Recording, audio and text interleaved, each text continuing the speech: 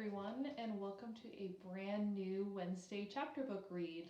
We are going to start a new book this month, and I thought since we are in full swing for summer reading, we would do a fantasy book this month. So we are going to read Dragons in a Bag by Zetta Elliott. I think this one's going to be a really fun one. Before we get started, I just want to talk a little bit on why we should read aloud at all ages. It's not just for your very little children when they're young and maybe not reading yet.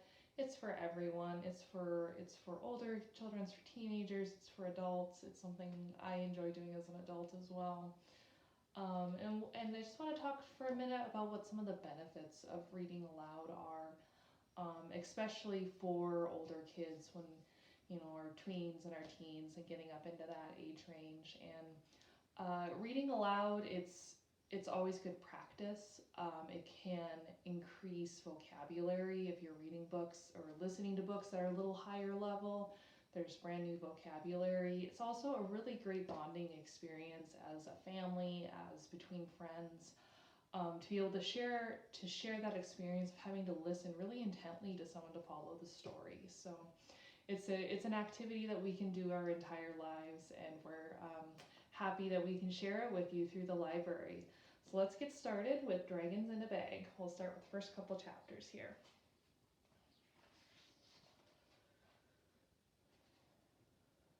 Mama strokes my cheek with her finger before pressing the doorbell. I feel tears pooling behind my eyes, but I will not let them fall. Mama has enough to worry about right now. It's only for a little while, Jackson. I'll be back before you know it. I nod and look up at the peephole in the door. If I look down at my feet, the tears will fall and my nose will start to run, and Mama will know that I don't want her to leave me here. Mama's biting her lip and tapping her toe nervously. She presses the doorbell again, letting it ring longer this time. We both hear someone stirring and cursing inside the apartment. Mama laughs nervously and says, Ma curses like a sailor sometimes, but she's a harmless old lady. She's fun too. You'll like her, Jax. I never even knew I had a grandmother living in Brooklyn. Mama never mentioned her before. Sometimes Mama hides things from me, or that's what I let her believe. Mama thinks I don't know our landlord's trying to get rid of us. She takes down the eviction notices he pins to our front door, but I still know what's going on. Today Mama has to go to court. I want to go with her, but she wants to leave me here instead. A heavy body shuffles towards the door. Mama and I wait patiently as at least 3 locks are turned. The chain stays on and lets the door just open a crack. I cringe as a raspy voice asks, "What do you want?" Mama smiles sweetly and places her palm against the door.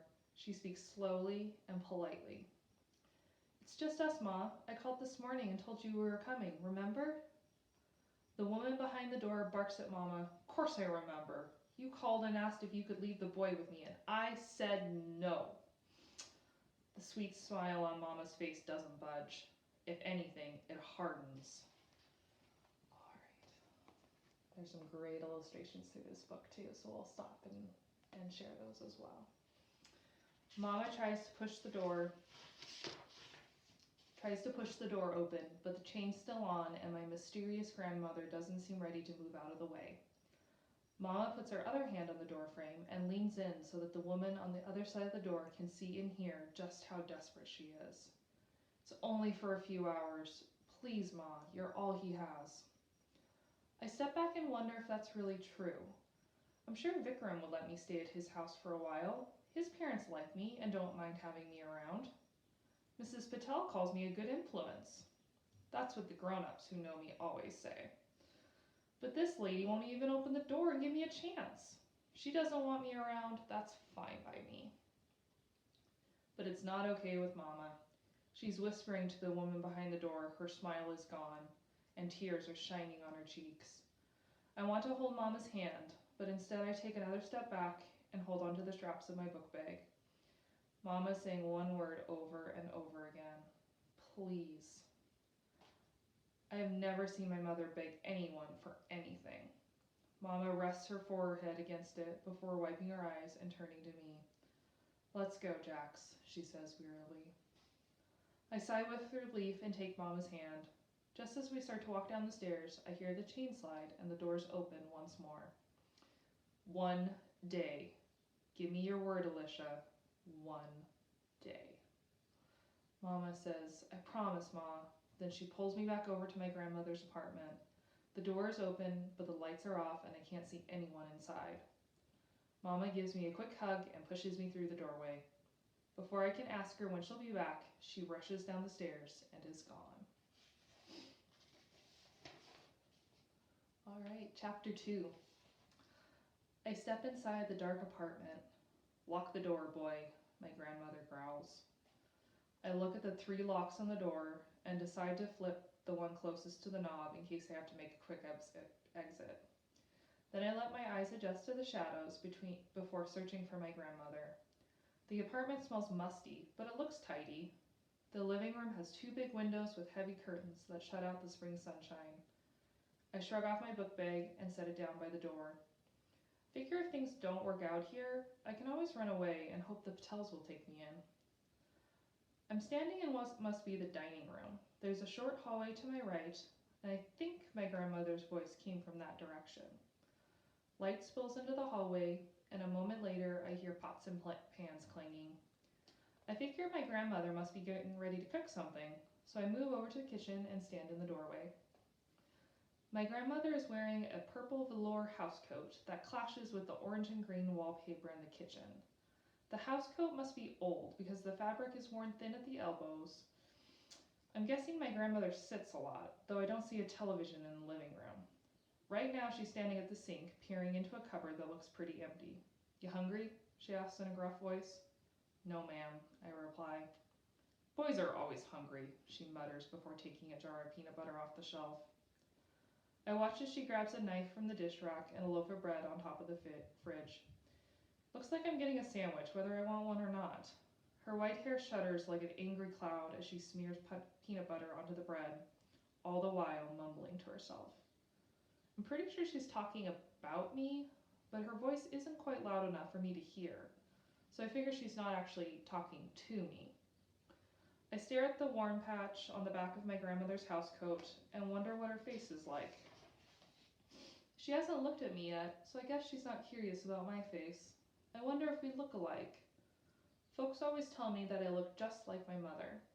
We have the same dark eyes, long eyelashes, and curly eyebrows that creep across our faces like twin caterpillars. There's a box on the kitchen table that looks like it just came in the mail.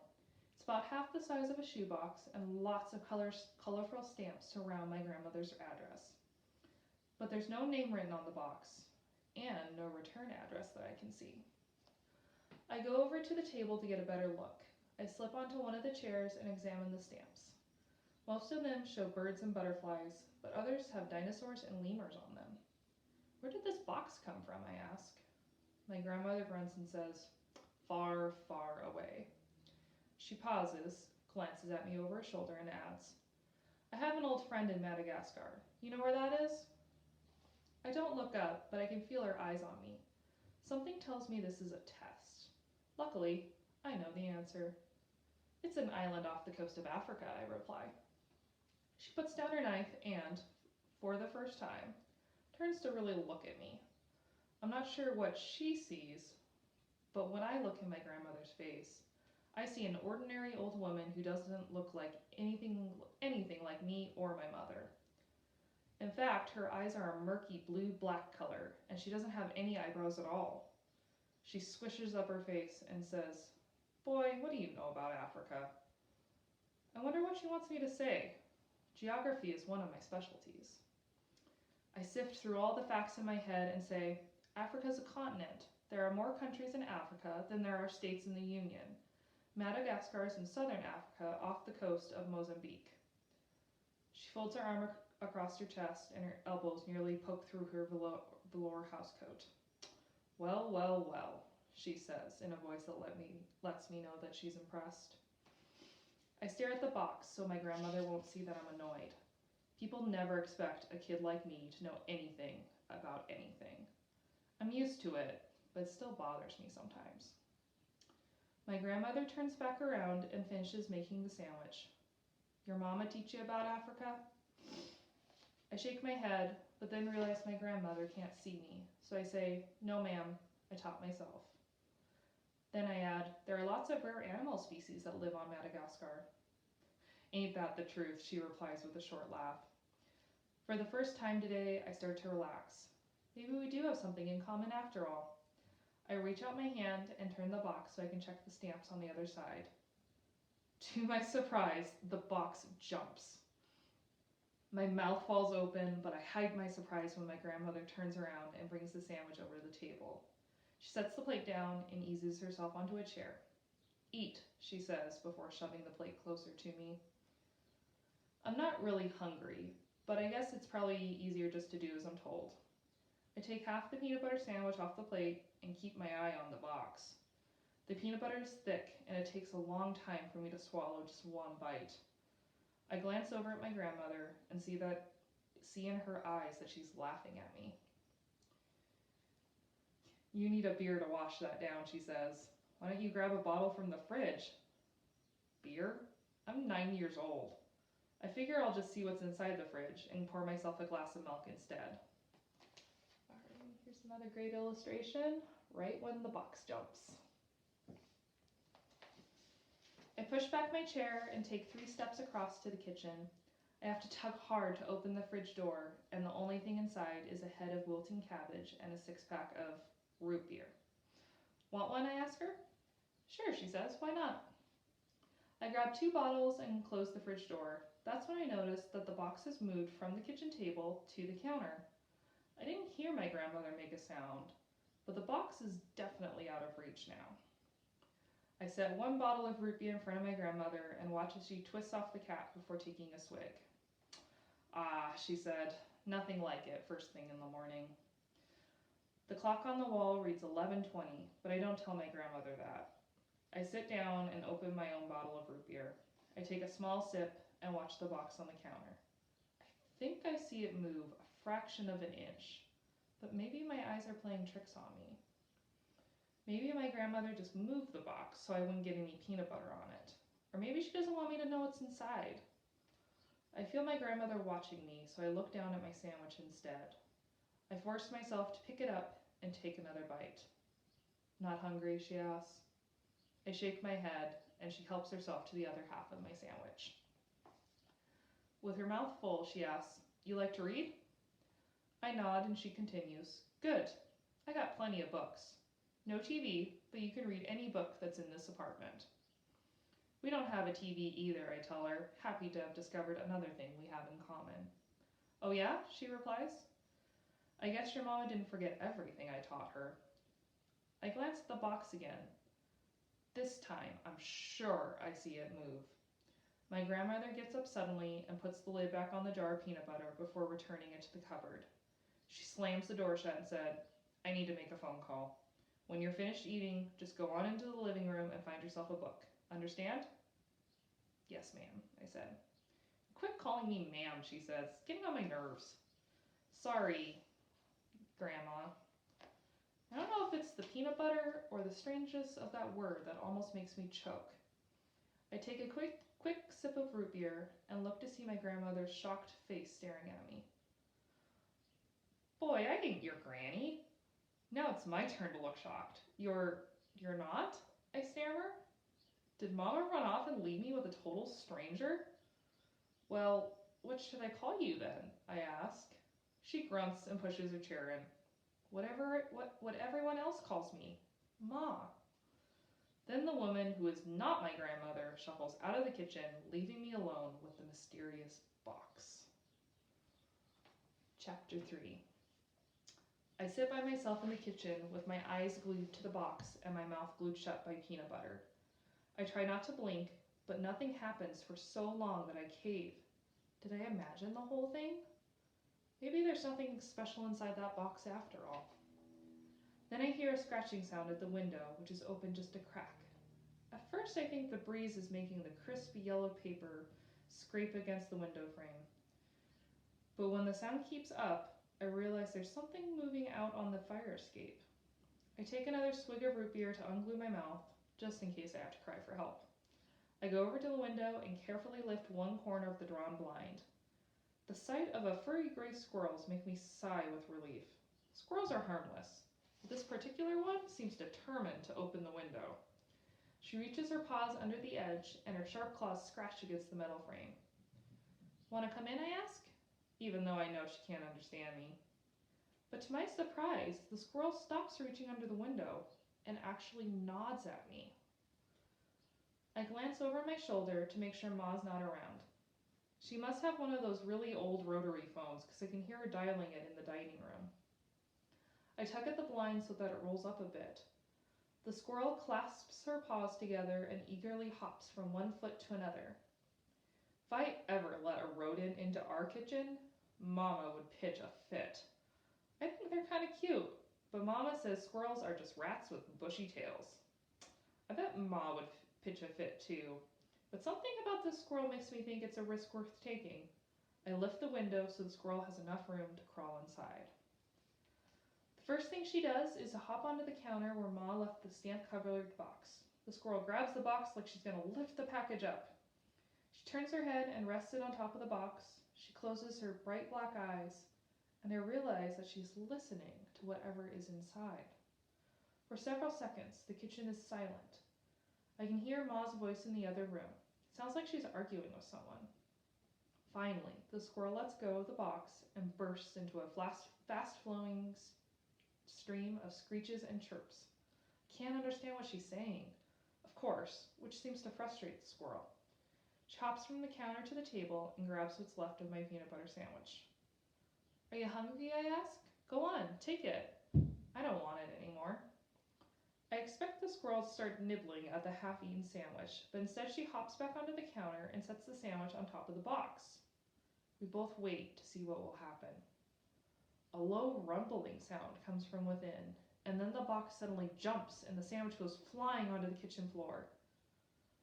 I bend down to pick it up, and that's when I feel the squirrel's 4 feet on my back. When I stand up, I see that she has hopped from the counter to the top of the fridge.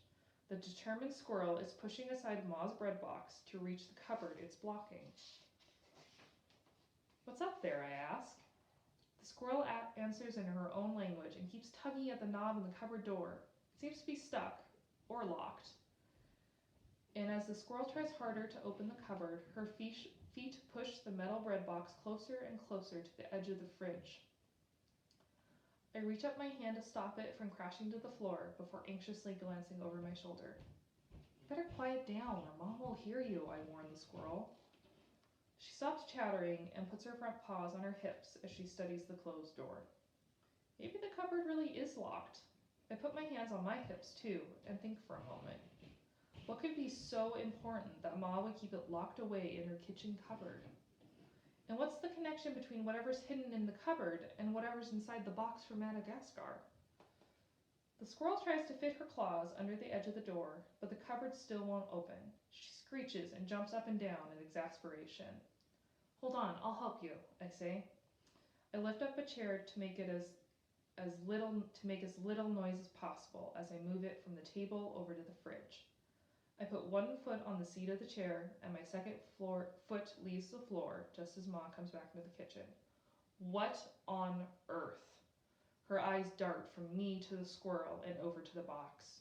I hop down from the chair and brace myself for a whole lot of hollering. But instead, Ma quietly asks, "Where are the marshmallows?" "Marshmallows?" I ask. "Is that what's locked in the cupboard?" "You didn't give them away, did you?" she asked with a panicked look on her face. "No, ma'am." She glares at me, so I quickly say, "No, Ma." Then I wonder just who she meant when she said them.